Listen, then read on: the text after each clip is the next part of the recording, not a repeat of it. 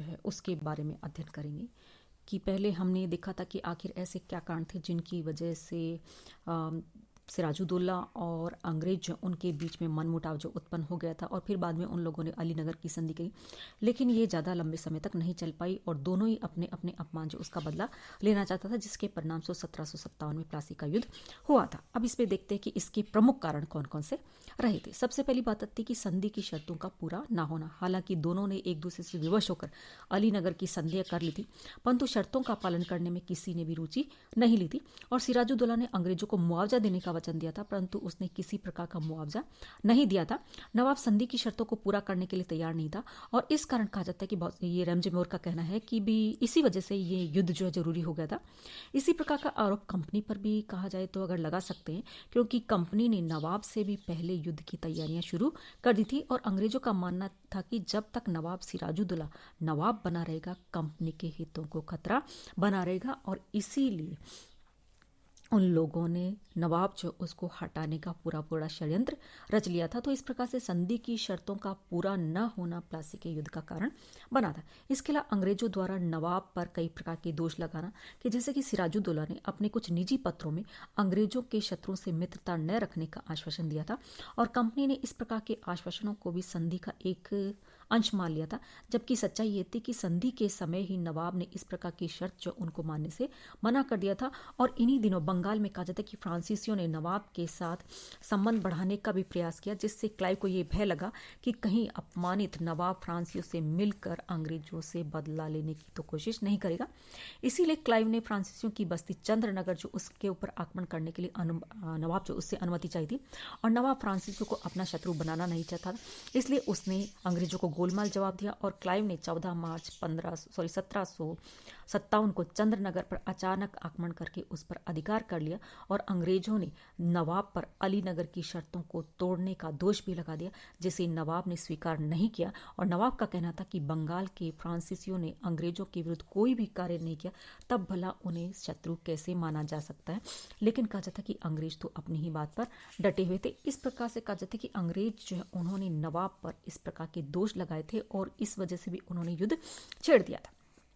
और जाहिर है अब नवाब जो उसको हटाने के लिए उन्होंने बहुत सारे षड्यंत्र रचे, क्योंकि जाहिर है उसके जितने भी सहयोग थे, उसके परिवार के सगे संबंधी जो थे, वही कहा जाता है कि नवाब जो उसको गद्दी से हटाना चाहते थे। और दूसरी तरफ अब अंग्रेज जो वो भी चाहते थे कि किसको, नवाब सिराजुद्दौला जो उसको गद्दी से हटा दिया जाए। तो अब उन्होंने ये इस प्रकार का षड्यंत्र रचा। कहा जाता है कि नवाब सिराजुद्दौला के विरुद्ध कुछ प्रभावशाली मुस्लिम सरदार और धनवान हिंदू उन सब ने मिलकर कुचर्क रचना शुरू कर दिया और जब उन्होंने अंग्रेजों से इसमें सहयोग मांगा तो उन्होंने तत्काल स्वीकृति भी दे दी। यानी कि अंग्रेज और कुछ धनवान और मुस्लिम सरदार जो इस बात के लिए तैयार हो गए कि नवाब के विरुद्ध षड्यंत्र रचा जाए। और मुस्लिम सरदारों में कौन था? मीर जाफर था, मिर्जा अमीर बेग था और हुसैन बाग जो थे ये प्रमुख रहे थे, जो कि किसी न किसी रूप में कहा जाता है कि नवाब द्वारा बेइज्जत किए जा चुके थे। और हिंदू लोग सिराजुद्दौला की कट्टर धार्मिक नीति के कारण उसके विरोधी बन गए थे, जिसमें जगत सेठ बंधु, मेहताब राय और स्वरूप चंद को भी कहा जाता कि नवाब ने अपमानित किया था। इसके अलावा नदिया का शक्तिशाली जमींदार महाराजा कृष्णचंद भी नवाब की हिंदू विरोधी नीति जो उससे असंतुष्ट था। इसके अलावा प्रमुख हिंदू व्यापारी भी थे जिनका अंग्रेज व्यापारियों के साथ में साठगांठ थी और दोनों के हित एक समान थे।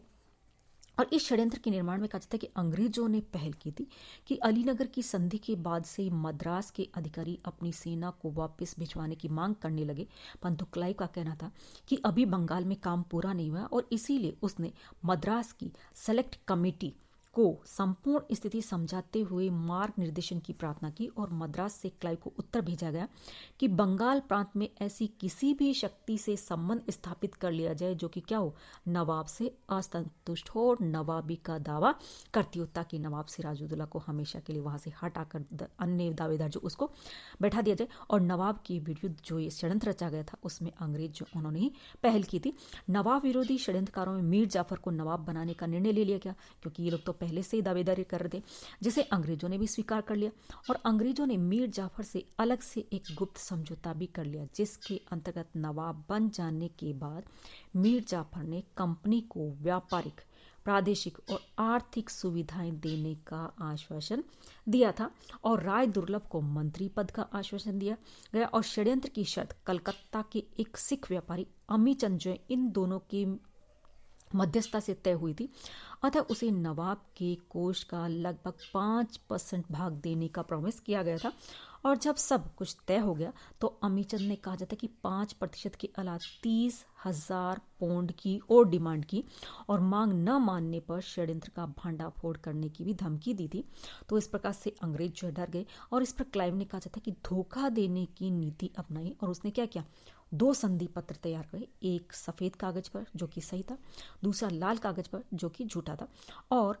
लाल कागज जिस झूठा था और उसमें अमीचंद को 30,000 पाउंड देने की बात कही गई थी और वॉटसन ने कहा था कि झूठे पत्र जो है, संधि पत्र जो उसके ऊपर हस्ताक्षर करने से मना कर दिया। तब क्लाइव ने उसके जाली हस्ताक्षर बनाए और अमीचंद को देकर ये संतुष्ट कर दिया। क्योंकि क्लाइव ने कंपनी के हितों की रक्षा के लिए कहा जाता है कि धोखाधड़ी की थी, इसलिए कहा जाता है कि उसके विरुद्ध कुछ नहीं किया गया था, उसके इस कुकृत्य जो उसको भुला दिया गया। और अपने विरोधियों के इस षड्यंत्र की सूचना कहा जाता है कि जब नवाब को युद्ध के पूर्व ही मिल गई थी, परंतु नवाब ने षड्यंत्रकारी जो उनके विरुद्ध कोई भी ठोस कदम नहीं उठाया था और उसने अपने चारों सेनायक यानी कि मीर जाफर, राय दुर्लभ, यार लतीफ खां और मीर मोइनुद्दीन खान जो है उसको बुलाकर अपने सामने केवल वफादारी की शपथ लेने को कहा और इन सभी ने झूठी वफादारी की शपथ ली और उनसे ऐसा करने मात्र से ही कहा जाता है कि ये लोग क्या हो गए, नवाब जो था वो संतुष्ट हो गया। और जबकि कहा जाता है कि वस्तुतः मीर मोइनुद्दीन के अलावा तीनों सेना नायक जो थे वो किससे, अंग्रेज जो उनसे मिले हुए थे। तो इस प्रकार से जब युद्ध हुआ तो क्या हुआ, ये जितने भी तीनों के तीनों थे वो खड़े हुए युद्ध का तमाशा देखते रहे और उन्होंने सिराजुद्दौला जो है